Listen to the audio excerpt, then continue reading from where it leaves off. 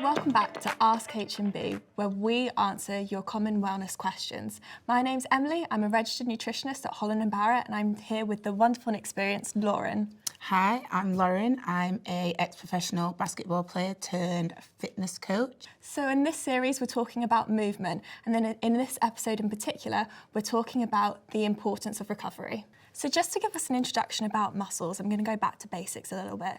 So we actually have three types of muscles in the body. We have skeletal muscles, which are around the bones. We've got smooth muscles, which you'll find in the digestive tract to help move food down. And then we've also got cardiac muscles, which you find in the heart to help pump blood. Now, today we're focusing mostly on skeletal muscles, and we've spoken about how we can build up those muscles and the importance of strength training to do that. But now we're going to talk a little bit more about the recovery of those muscles and why is it important that we do recover our muscles. So recovery is really important. We spoke about it in the previous episode about strength training creates those little micro tears within the muscle, and that's what grows the muscle. But it's really important to recover and rest those muscles so they can just rest and they have time to get back and fuse back together and get back to the new state that they're in. People think recovery means sit down, do nothing. Yeah. Recovery can look different for everybody. It could be yoga, it could be the food you eat, it could be sleep. I know for me personally, right now, my recovery within exercise, because I do have a 20-month-old at home, it's sleep, because I'm not getting enough of that. I mean, just touching on sleep as well, so when we're asleep, we actually produce what's known as a growth hormone, and this is what repairs and rebuilds the muscles. So getting those 7 to 9 hours of sleep is really important for muscle recovery. So one of the really important things about nutrition and recovery would be the consumption of protein that we consume. So we spoke about before how protein helps to rebuild and repair those muscles. So it's really important that in our recovery days, as well as on the days we're training, we are getting enough protein in. One of the other really important things is carbohydrates. And now it's a really good point to make that carbohydrates aren't scary and we shouldn't not consume them because carbohydrates are actually our main fuel source. So within the muscles, carbohydrates are stored as glycogen. So when we exercise, we use up those glycogen stores. So we're using up those fuel stores. So when it comes to recovery, it's really important that we are replenishing those stores with adequate carbohydrates. So things like bread, rice, pasta, and in recovery we're looking for the whole grain varieties because not only do they provide a sustained release of energy, but they've got much more vitamins and minerals in them. So they've got things like B vitamins, magnesium, very important for muscle recovery, muscle cramps. B vitamins, so important for energy. And then alongside that, I guess one of the other main things which everyone talks about is fruits and vegetables. So vitamins and minerals, they contain antioxidants, which again is what the body needs to help recover, to be able to then perform exercise the next day at the intensity that you want to do and not to do it sort of feeling fatigued and having to maybe stop early or not being at that intensity that you want to be at. So we want to make sure that we're consuming a combination of those carbohydrates, proteins, vitamins and minerals, and alongside that some healthy fats for the inflammation that we might experience in the joints from exercise as well. And by doing this, it means that when we come back to exercise that next day or the couple of days after, we can perform at the intensity that we want to, we can lift the weights that we want to, and we don't sort of have to stop early or stop our runs due to fatigue. Why is it when I am sick and you've got that flu or you've got a bit of a cold, why do I just feel achy? I always say I feel achy in my bones, in my joints. Why is that? Yeah, absolutely. So when we're sick, all of the muscles in our body can ache. And one of the reasons for this is when we're sick, we produce an inflammatory response to fight the infection, which can cause muscle cramps. The other thing as well is if you've got a fever, this can lead to things like dehydration, which can also lead cramps in the muscles too. So it's just really important that when we are sick, we are hydrating, eating a balanced diet, resting to do all those things to help to recover those muscles, but it is completely normal to have muscle aches when you're sick. So when we talk about recovery, as we've just been saying, I think we think it's either doing nothing or it's just drinking water, but recovery can also be low impact but exercising but in a low impact way, so you're not jumping up and down, pounding through all of those joints. It can be something as simple as thrusters, where you can go down into a squat, you're touching the floor, and then you're just thrusting your body, pushing through your heels just to bring your arms right up into the air, up onto your toes. There's even modifier jumping jacks. So instead of doing, you know, the regular jumping jack, or we know it as well as a star jump, we can just literally take that all the way back down to basics. Instead of doing the jump, we are just stepping out with the left and stepping out with the right arm, stepping out with the left, and we're just alternating from right to left, from right to left.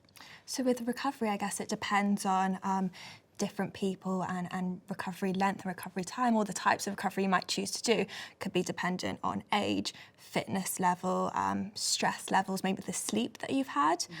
Would you say that's true? Yeah, absolutely. And like I said, recovery can look different for everybody. For me, I know mine is definitely stretching. I do not stretch enough. Mine is stretching and mine's also sleep. But for somebody else, it could be low impact. It could actually active recovery, that which is swimming, yoga, Pilates, anything that is not high intensity. It's really low intensity, really low impact. That can also be seen as recovery too. So when you talk about low impact, what does low impact do on our joints compared to what you would term high impact exercises? So to put it nicely, it is not as hard. It's not as, when you're jumping up and down, you've got to imagine the force that you're taking up when you jump. It's even harder into the ground, because now you've got gravity, you've got your body weight, if you've got weights, it's an extra force into the ground, which obviously with every pound on that floor, it's going through the joints, it's coming right through your body. Whereas if you're doing low impact, you're almost taking all that away. Okay. You're not putting that pounding, that force through your muscles, through your joints. You still can get the same results. It's just obviously might take a little bit of a longer period of time, but it just also creates just a better, happier joints. Another good exercise, which if you are into your yoga, is the cat-cow, which is literally you just on all fours.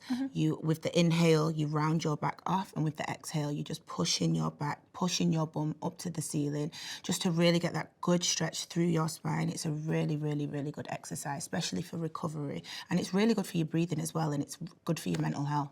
Other recovery exercises you can do while you are sat down is you can stretch out the upper body. You bring in just your one arm, your right arm across your body, pulling it in with your left, making sure you're getting a good stretch through that tricep muscle. Same on the other side. You can do arm circles forward, arm circles backwards. Even just in the chair, if you're just doing just a light twist, making sure you're just doing it, that's also an active recovery exercise. Just anything like that.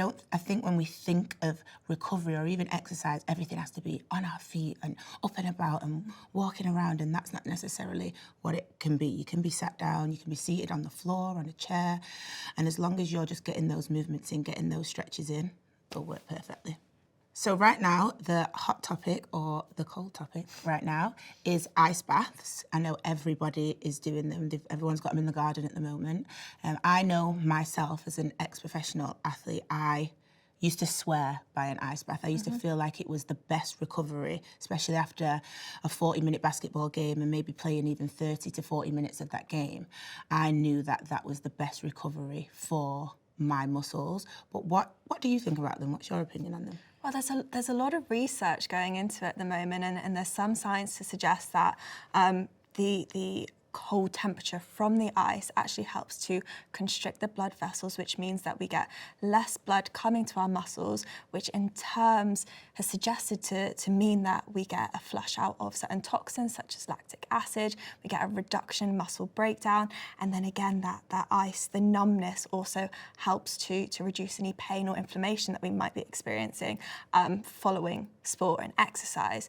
So I think in my opinion, it's more so, if it works for you, then do it. If it makes you feel better, then absolutely do.